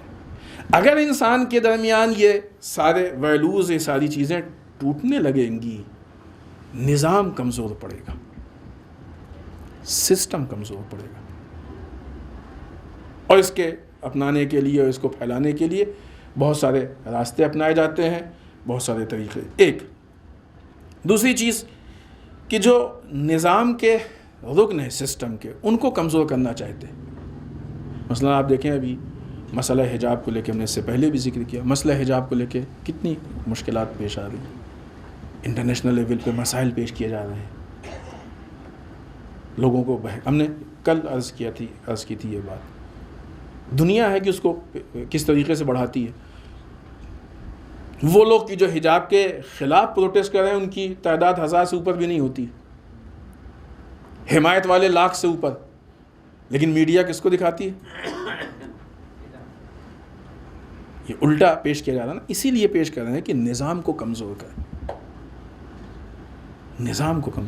آج تک میڈیا نے کبھی قدس کی ریلی کو کوریج دیا ہے جو اس کا حق ہے؟ کچھ چھوٹے موٹے چینلز, اللہ ان کو جزائے خیر دے, توفیق میں اضافہ کرے کہ وہ حق کو پہنچا سکے. کیوں ایسا ہوتا ہے؟ اور ایسے بہت ساری چیزیں ہوتی ہیں کہ جن کو میڈیا ایسا نہ, اربعین کے مارچ کو میڈیا نے دکھایا ہے, دنیا کا اتنا بڑا مجمع جمع ہوتا ہے, کیوں؟ سوچنے کی چیز ہے. دنیا آج ایک مرحلے پہ, عزیزان محترم, دنیا میں صرف 2 چیزیں ہیں, اسلام اور وہ لوگ کی جو اسلام کو دبانا چاہتے ہیں, ختم کرنا چاہتے ہیں, دشمنی نکالنا چاہتے ہیں اسلام سے. اسلام کو چونکہ وہ نہیں چاہتے کہ اسلام لوگوں تک پہنچے, لہٰذا دشمن ہے اسلام کے, لہٰذا ان ساری چیزوں کو ایسے نظر انداز کرتے ہیں جیسے ہوئی ہی نہ, ان بیچاروں تک خبر بھی نہیں پہنچتی. اسلام کے مقابلے میں 100 200 50 25 بھی جمع ہو جائیں گے تو ان کو خبر ہو جاتی ہے. اسلام کی حمایت میں کروڑوں جمع ہو جاتے ہیں، ان کو معلوم ہی نہیں ہوتا. یہ ہے کہ نہیں؟ سامنے کی چیز ہے. وہ چاہتے ہیں نظام اسلام کو کمزور کریں. اب یہ بڑے دشمن ہیں یا وہ کہ جو چھوٹی موٹی چیزوں میں آ کے جھگڑا کر رہے ہیں ہمارے منافع کو. تیسری چیز، ظاہر سی بات ہے کہ اسلام اور اسلام کا نظام، سسٹم، یہ ساری چیزیں علماء کے ذریعے لوگوں تک پہنچتی ہے. لہٰذا وہ لوگ روحانیت ایک اصطلاح ہے کہ جو اس کیٹیگری کے لیے استعمال ہوتی ہے کہ جو لوگ مادیت سے اپنے آپ کو ہٹا کے روحانیت اپنے اندر ڈیولپ کرتے ہیں. عموماً ان کو علماء کہا جاتا ہے. علماء یہ کام زیادہ کرتے ہیں. علماء اس طرح سے اپنے آپ کو چینج کرتے ہیں. اور ظاہر سی بات ہے کہ اس میں جو ہے وہ ایک اچھی خاصی تعداد ہے. سر فہرست اس میں ہمارے مراجع ہیں اور بالخصوص رہبر معظم. دشمن کی یہ سازش ہے کہ عوام کو روحانیت سے ڈسکنیکٹ کر دے. ابھی ہم نے یہ بات عرض کی نا شروع میں آپ کے سامنے کہ انسان کے اوپر شیطان تب غالب آتا ہے جب عقل سے ڈسکنیکٹ ہو جاتا ہے، چاہے وہ شہوت ہو یا غصہ. اسی طریقے سے جو قومی عقل و خرد ہے وہ مراجع، علماء، نظام ولایت فقیہ، یہ سسٹم اس سے ڈسکنیکٹ کر دیں. جیسے ہی اس سے ڈسکنیکٹ ہوگی یہ قوم، پھر اس قوم کے اوپر آپ دیکھ لیں. آج ہم نے یہ بات اس سے پہلے بھی جملہ عرض کیا تھا کہ وہ لوگ کی جو صحیح معنوں میں مرجعیت سے مربوط ہیں، ولایت فقیہ سے رابطے میں ہیں، ان میں نہ آپ کبھی ملنگی پائیں گے، نہ اخباری پائیں گے، نہ اور اس طرح کے گمراہ فرقے پائیں گے. کیوں؟ اس لیے کہ ان کا عقل سے رابطہ باقی ہے، لہٰذا وہ اپنے آپ کو گمراہی سے بچائے ہوئے ہیں، بلکہ بچے ہوئے ہیں. لیکن جیسے ہی عقل سے دور ہوں گے ویسے ہی یہ ساری چیزیں ان کے اوپر غالب آتی جائیں گی. چوتھی چیز، یہ لوگوں کو سمجھایا جاتا ہے ڈائریکٹ یا انڈائریکٹ کہ دین کوئی کام آنے والی چیز نہیں ہے. دین پہ عمل کرنے والے مثلاً جو ہے بہت سکسیز نہیں ہوتے ہیں، کوئی بہت زیادہ اپنی زندگی میں فائدہ نہیں اٹھا پاتے ہیں، دقیانوس قسم کے ہوتے ہیں، بیکورڈ قسم، ایسا کہا جاتا ہے. نہیں ایسا. ورنہ ہمیں یہ لگتا ہے کہ جو لوگ دین پہ عمل نہیں کرتے وہ شاید بیکورڈ ہیں. اور اگر نظام کے نام پہ دیکھا جائے کہ جیسا کہ کہا جاتا ہے، اس کو سمجھنے کی ضرورت ہے. غلط ہے، لوگوں کو بہکایا جاتا ہے کہ تم مثلاً 1400 سال پرانے نظام پہ عمل کر رہے ہو، تو وہ لوگ جو دین کے مقابلے میں آئے ہیں وہ زمانے جاہلیت کو فالو کر رہے ہیں جو 1400 سال سے پرانا نظام. تو اگر نظام اور اس کے کتنے پرانے ہونے کی بات ہے، تب بھی تم زیادہ پرانے ہو. نام بدل دینے سے کوئی سسٹم نیا نہیں ہوتا. نام بدلا ہے، اور نام بدلنا اس بات کی دلیل ہے کہ تم دھوکہ دینا چاہتے ہو. چونکہ اسلام کے نظام پرفیکٹ ہیں، صحیح ہیں، اوریجنل ہیں، لہٰذا ہم کو ہر زمانے میں نام بدلنے کی ضرورت نہیں پڑتی. ہم اسی عنوان سے، اسی فہرست سے آگے بڑھ رہے ہیں. لہٰذا یہ حالات پیش کیے جاتے ہیں لوگوں کے سامنے کہ دین مثلا کوئی کام کی چیز نہیں ہے، دین بیکار ہے، کہ جو کہ یقیناً غلط ہے. اور آج عملی اعتبار سے دنیا دیکھتی ہے کہ پوری دنیا ایک طرف ہے اور وہ ملک کی جو نظام اسلام کو لے کے چل رہا ہے، اس پہ عمل کی کوشش کر رہا ہے. پوری دنیا چاہتی ہے کہ اس کو پیچھے کر دیں، اس کو ختم کر دیں، لیکن کامیاب نہیں ہے. تو اب خود ہی ہم طے کر لیں کہ طاقت کہاں زیادہ ہے، کامیابی کہاں زیادہ ہے. حتیٰ پرسنل لائف میں بھی ہم کو دیکھنا چاہیے کہ ہم اگر دین کے قانون کو فالو کرتے ہیں تو زیادہ طاقتور ہیں، یا دین کے مقابلے میں جو دنیا میں ہوتا ہے چال فریب، مکاری، عیاری، جھوٹ، دغابازی، ظلم، یہ ساری چیزیں، اس میں زیادہ سکسیز ہے. کن چیزوں میں ہم زیادہ سکسیز ہیں، کن چیزوں میں کامیاب ہیں؟ جن کی عقلیں چھوٹی ہوتی ہیں اور شارٹ ٹرم میں اپنے نتیجے کو دیکھنا چاہتے ہیں، ان کو ایسا لگتا ہے کہ مثلا جھوٹ بول لیں گے بچ جائیں گے، دھوکہ دے کے بچ جائیں گے. یہ وہی چاکلیٹ والا راستہ ہے. عقل کم ہے، لہٰذا وہ ان چیزوں میں اپنا فائدہ دیکھتے ہیں. لیکن جن کی نگاہیں وسیع ہیں، آخر تک نگاہ رکھتے ہیں، مسئلے کو پوری طریقے سے سمجھنے کی کوشش کرتے ہیں، ان کے لیے بہت آسانی سے یہ بات واضح ہو جاتی ہے کہ جھوٹ، فریب، دھوکہ، جتنی بھی اس طرح کی چیزیں ہیں، ان میں سے کوئی بھی چیز ہمارے لیے مفید نہیں ہے. بہت سے بہت یہ ساری چیزیں پین کلر تو ہو سکتی ہیں لیکن مسئلے کا حل نہیں ہو سکتی ہے. لہٰذا وہ لوگ خود بخود ان چیزوں کو نہیں اپنائیں گے, خود بخود ان چیزوں پہ عمل نہیں کریں گے. اگلی چیز کی جو جس دشمن کے اہداف میں سے ہے وہ یہ کہ دین اور پولیٹکس کو جدا کرنا. اس پہ بھی بہت بڑے پیمانے پہ کام ہوتا ہے, بہت بڑے پیمانے پہ کوشش کی جاتی ہے کہ ان دونوں کو ہم جب جدا کر دیں گے تو ظاہر سی بات ہے کہ خود بخود دیکھیں سب سے پہلا جو احتجاج ہوا ہے, جو قیام ہوا ہے, وہ اسی مسئلے پہ ہوا.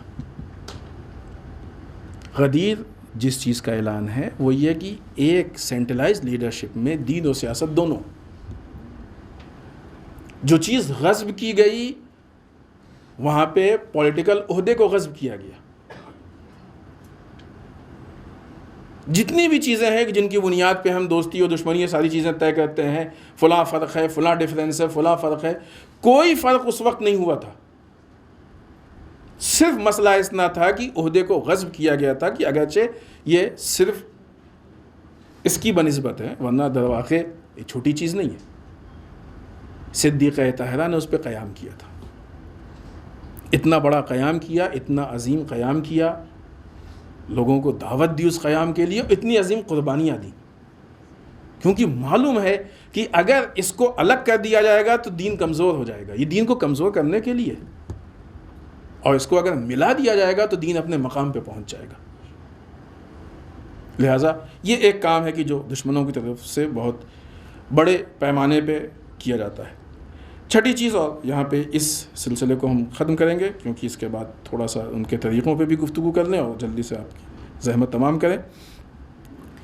اسلام کے سسٹم کو لے کے لوگوں کے اندر شک پیدا کرنا, نظام اسلام کو لے کے شک پیدا کرنا, ایسا ہے نہیں ہے, ہونا چاہیے نہیں ہونا چاہیے, فلاں فلاں. اسی لیے آپ دیکھیں یہ بہت بعض چیزیں اس میں ایسی ہیں کہ جس کے لیے دین کے راستے کو اپنایا جاتا ہے, وہ کام پھر اورینٹلزم کے ذریعے, MI6 ان لوگوں کے ذریعے ہوتا ہے. تو عام طور سے یہ شک پیدا کرنے والے بھی, دین کے مقابلے میں دوسری چیز بعنوان دین داخل کر دینا, اس میں شک پیدا کر دینا, اس کی بنیاد پہ اس کو کمزور کر دینا, یہ جو حالات ہیں, ظاہر سی بات جب لوگوں کو قانون دین کو, قانون اسلام کو لے کے شک پیدا ہو جائے گا تو پھر عمل میں وہ استحکام نہیں ہوگا. ہم پھر عرض کر رہے ہیں کہ یہ بہت تفصیلی چیزیں ہیں, اس کے علاوہ بہت ساری چیزیں, لیکن یہ بنیادی چیز. آخری مرحلہ ہماری گفتگو کا, اور بس اسی پہ ہم اپنی بات کو ختم کریں گے کہ ان سارے کام کے لیے دشمن کس روش کو, کس طریقے کو اپناتا ہے. بہت ساری طریقے ہیں, بہت ساری روش ہیں, ان میں سے 4 بہت مین جسے کہا جائے جو بہت زیادہ رائج ہیں وہ ہم آپ کی خدمت میں پیش کر رہے ہیں. سب سے پہلی چیز یہ کہ اسلامی کلچر کو دشمن پست دکھانا چاہتا ہے. پھر ہم اسی کی مثال دیں. مثلا آج لوگوں کے سامنے یہ ثابت کرنے کی کوشش کی جا رہی ہے کہ مثلا ایک خاتون اگر بے حجاب ہے تو وہ پڑھی لکھی ہے, تھوڑا معیار زیادہ ہے, اور ایک مثلا بیچاری حجاب میں ہے تو وہ تھوڑا سا بیکورڈ قسم کی ہے. ایسا لوگوں کے ذہنوں میں فکر ڈالنے کی کوشش کی جاتی ہے.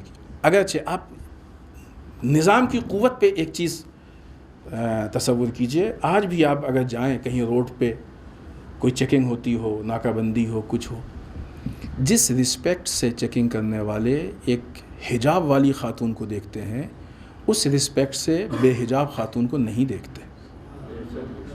اتنے بڑے پیمانے پہ دشمن اتنا پیسہ خرچ کر کے اسلام کے خلاف ایک فکر کو چینج کرنا چاہ رہا ہے, لیکن چونکہ اس کا تعلق انسان کی فطرت سے ہے لہٰذا ابھی بھی وہ فکر باقی ہے اتنے طولانی عرصے کے بعد اور اتنی کوششوں کے باوجود ابھی بھی وہ چیز باقی ہے.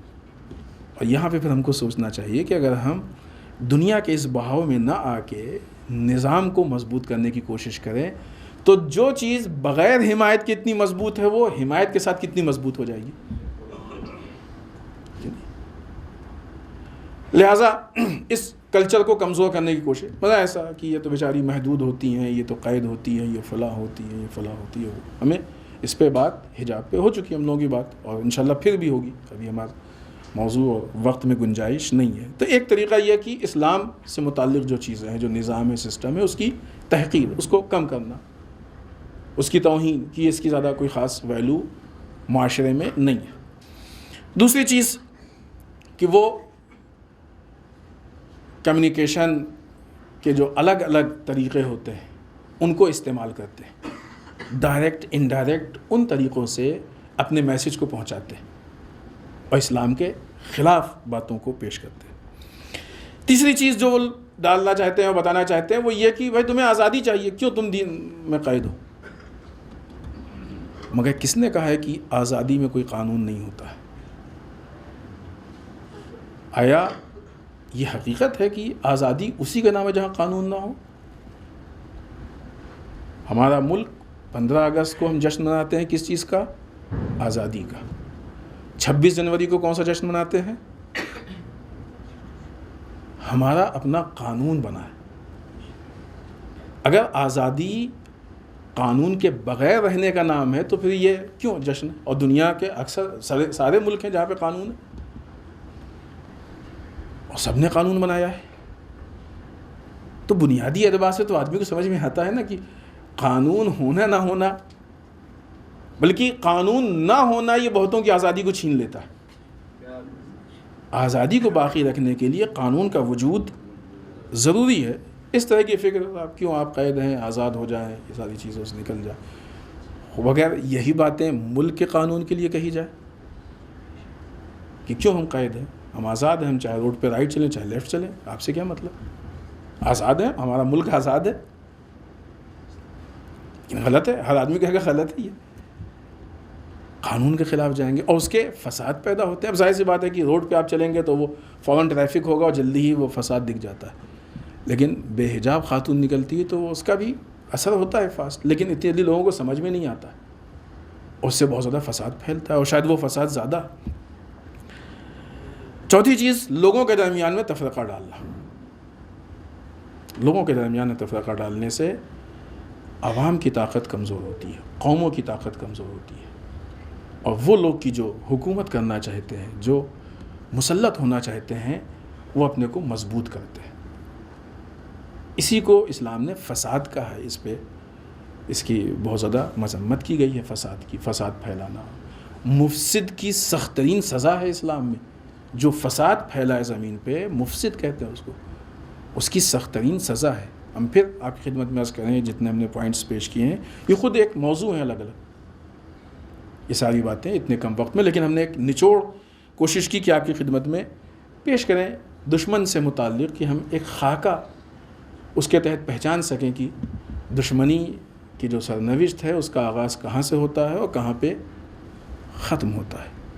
وہ دشمن کی جن کی ہم لوگ گفتگو کرتے ہیں اور بات کرتے ہیں، ایسا نہیں کہ وہ دائرۂ دشمنی سے باہر ہیں، دشمنی ہلکی ہے، نہیں. وہ دشمن ہیں ہی اسی لیے کہ انہوں نے نظام کو نقصان پہنچایا ہے. وہ ہیں ہی اسی لیے کہ ہم امت کو وقت کے امام سے الگ کیا ہے. بس فرق اتنا ہے کہ اگر ہم نام کے عنوان سے دشمن کو پہچانیں گے، فلاں دشمن فلاں دشمن فلاں دشمن، تو ہم اس نام اور اس فرد میں محدود رہ جائیں گے.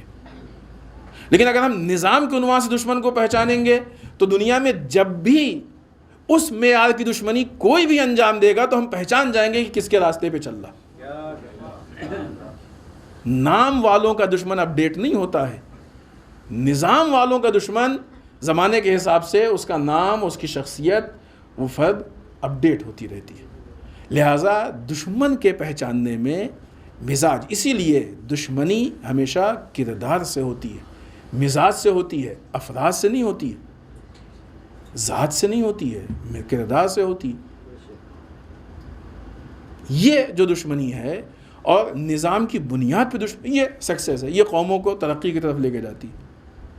ورنہ وہ جو دشمنی ہے وہ تو بعض اوقات فساد بھی پہنچاتی ہے، کہ مثلا آپس میں چھوٹی چھوٹی باتوں پہ دو لوگ آپس میں ناراض، غصہ، دشمن، یہ فساد پہنچاتی ہے، پھیلاتی ہے، مشکلات پیدا کرتی ہے یہ دشمنی. جب نظام کی بنیاد پہ ہم دشمنی، اب ایسے فرد کی بنیاد پہ دشمنی ٹھیک ہے دشمن، لیکن ہم نظام کی بنیاد پہ دشمن پہچانیں گے تو پھر ہم کو یہ احساس ہوگا کہ یہ کتنا بڑا دشمن ہے، اس نے اسلام کو کتنا نقصان پہنچایا، اسلام کو کہاں سے کہاں تک پیچھے کر دیا. لہٰذا اس اعتبار سے دل میں مزید دشمنی پیدا ہوگی. نام والی دشمنی شاید اتنی گہری نہ ہو, شاید اتنی زیادہ نہ ہو, لیکن کردار والی دشمنی گہری بھی ہوگی اور زیادہ بھی ہوگی. ہم کو دشمن کو بھی پہچاننے کی ضرورت ہے.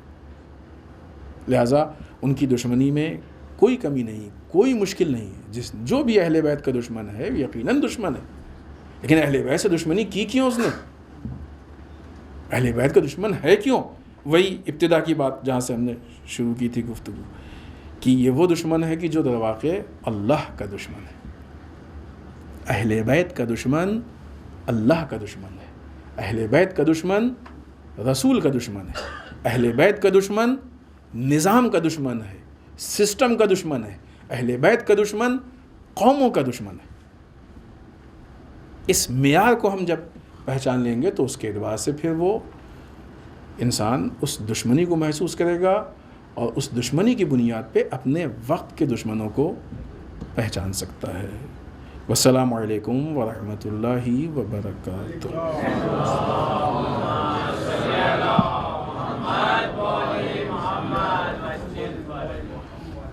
الہی بحق الزہرا و ابیہا و بعلہا و بنیہا, پالنے والے اس مختصر سی عبادت کو قبول فرمائے. پالنے والے ہم سب کو اعمال صالحہ کی توفیق عنایت فرمائے. بار اللہ اعمال قبیحہ سے محفوظ رکھے. پالنے والے ہمارے گناہوں کو بخش دے. بار اللہ ہمارے مرحومین کو بخش دے. پالنے والے اسلام و مسلمین کی حفاظت فرمائے. بار اللہ دشمنان اسلام کو نیست و نابود کر دے. پالنے والے ہمارے علماء کا سایہ ہمارے سروں پہ باقی رکھے. بار اللہ راہبر و مراجع کو طول عمر عنایت فرمائے. بار اللہ ہمارے امام کے ظہور میں تعجیل فرمائے. ہمیں ان کے اعوان و انصار میں شریک ہونے کی توفیق عنایت فرمائے. ربنا تقبل منا انک انت السمیع العلیم.